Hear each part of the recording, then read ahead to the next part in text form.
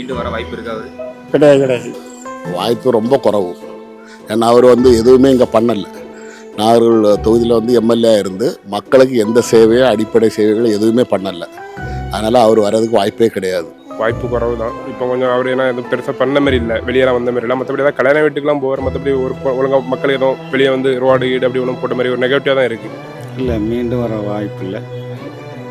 எதனா ஓட்டு போட்டு 5 வருஷம் அவர் வேஸ்ட்டாக இருந்தார். எந்த ஒரு முன்னேற்றமும் இல்லை, எந்த பணியும் நடக்கலை. மீண்டும் வர வாய்ப்பு கிடையாது. வாய்ப்பு இல்லை. மீண்டும் வர வாய்ப்பு இல்லை வாய்ப்பே இல்லை. மக்களுக்கு ஒன்றுமே பண்ணல, ஒரு ஹெல்ப் பண்ணல, ஒன்றுமே பண்ணல. மொத்தத்தில் வர்றது வாய்ப்பே கிடையாது, வாய்ப்பே இல்லை, சான்ஸ் இல்லை. அவர் வர மாட்டார், அந்த வாய்ப்பு இல்லை.